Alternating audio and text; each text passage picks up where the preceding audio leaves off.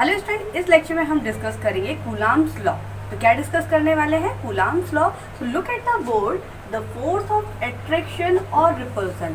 Force कैसा है? Attraction हो या फिर रिपल्सन हो between two stationary point charges. Charges कैसी कंडीशन में है? स्टेशनरी। स्टेशनरी मीन्स होता है रेस्ट में है। Point charges is directly proportional. कैसे होते हैं? Directly proportional to the product of the two charges.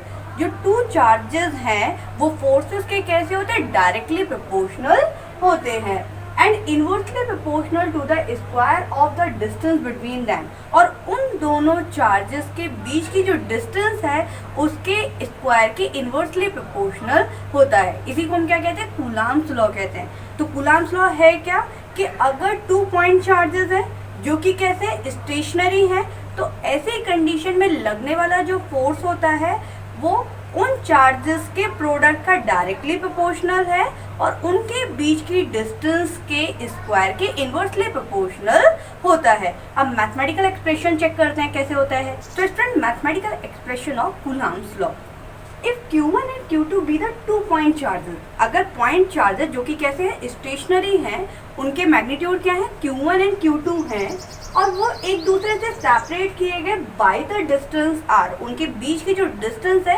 वो कितनी है? r है।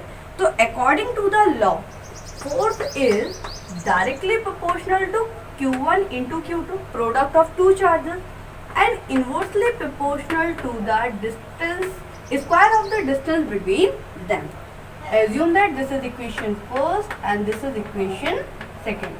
अगर हम इक्वेशन फर्स्ट एंड सेकंड को कंबाइन कर देंगे तो हमारे पास आ जाएगा F is directly proportional Q1 Q2 upon R square. As we know that कि जब हम डायरेक्टली प्रोपोर्शनल का साइन हटाते हैं यानी प्रोपोर्शनलिटी का साइन हटाते हैं तो वहाँ पर कोई कांस्टेंट आता है। So here is a constant F is equal to K Q1 Q2 upon R square. यहाँ पर प्रोपोर्शनलिटी कांस्टेंट हमने ले लिया K, जिसकी वैल्यू यहाँ पर होती है K is equal to 1 upon 4 pi epsilon naught। कितनी होती है? 1 upon 4 pi epsilon naught। यहाँ पर इस सिंबल को बोलते हैं एप्सिलॉन नॉट। अब ये एप्सिलॉन नॉट क्या होता है? It is known as electrical permittivity of a free space. क्या बोला जाता है? Electrical permittivity of a free space. यानी कि अगर टू चार्जेस को फ्री स्पेस में रख दिया जाए तो इलेक्ट्रिकल परमिटिविटी की वैल्यू क्या होती है? तो एप्सिलॉन नॉट की फिक्स वैल्यू होती है 8.85 into 10 to the power -12 farad पर मीटर। क्या होती है? फैरड पर मीटर। तो एप्सिलॉन नॉट जो कि क्या कहलाता है? Electrical permittivity of free space कहलाता है, जिसकी वैल्यू कितनी होती है? 8.85 into 10 to the power -12 farad पर मीटर। और overall value of 1/4 pi epsilon naught क्या होती है? तो that is equal to 9 into 10 to the power 9 newton metre square पर कूलाम स्क्वायर। कितनी रहती है? न्यूटन मीटर स्क्वायर पर कूलाम स्क्वायर, जो कि किसकी वैल्यू है? 1/4 पाई एप्सिलॉन नॉट। तो overall mathematical expression of Coulomb's law से हमें क्या मिलता है? Force is directly proportional. कौन सा फोर्स है? Electrostatic force. That is directly proportional product of charges Q1 and Q2, inversely proportional to the square of distance between them.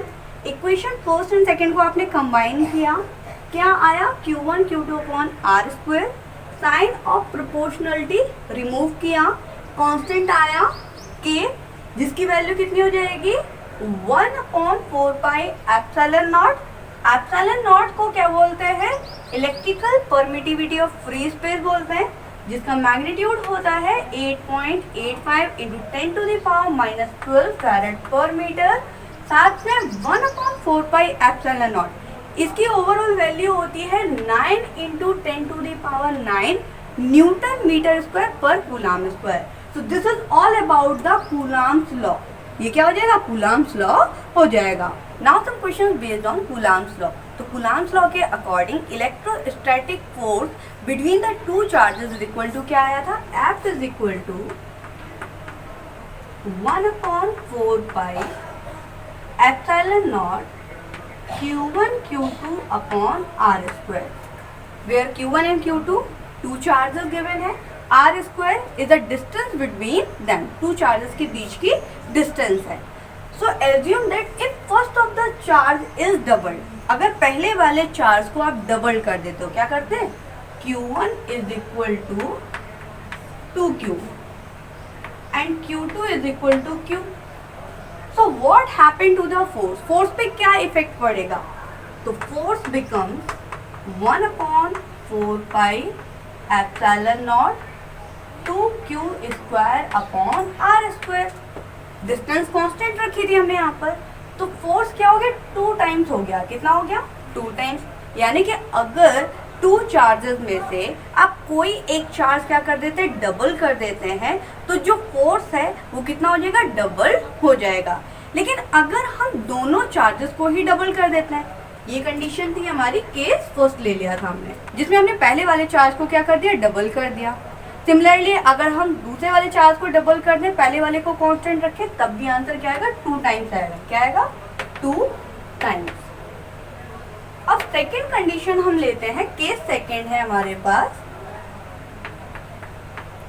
The first charge is also 2 times and the second charge is also 2 times. यानी दोनों charges ही क्या कर दिए, double कर दिए, और distance जो है सेम एज रखी है, उसमें कोई चेंज नहीं किया, कांस्टेंट है.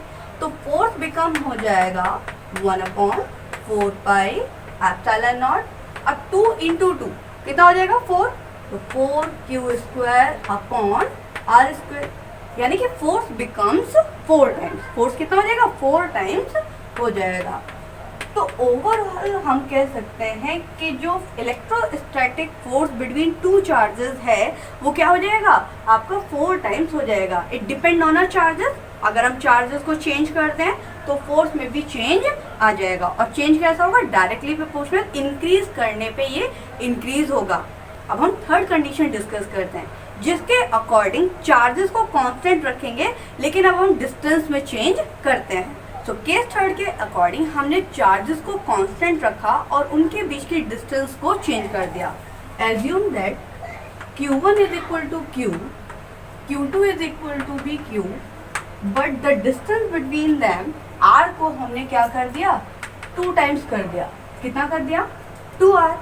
तो फोर्स का फॉर्मूला है 1/4 pi epsilon naught Q1 Q2, जिसकी वैल्यू क्या है, Q and Q, तो ये हो जाएगा Q स्क्वायर अपॉन R की वैल्यू कितनी है, 2R, तो 2R होल स्क्वायर. सिंप्लीफाई करेंगे 1/4 pi epsilon not Q square upon 4R square. अगर हम 1/4 को बाहर कर देंगे तो यहाँ आ जाएगा 1/4 pi epsilon not Q square upon R square. तो जो फोर्स है इट बिकम्स 1/4. फोर्स क्या हो गया, 1/4 टाइम्स हो जाएगा. यानी कि जो फोर्स है वो कितना हो गया, 1/4 हो गया. तो अगर 2 चार्जेस के बीच की डिस्टेंस जो है आप डबल कर देंगे तो उनके बीच लगने वाला जो फोर्स है वो कितना हो जाएगा, 1/4 हो जाएगा, यानी रिड्यूस हो जाएगा.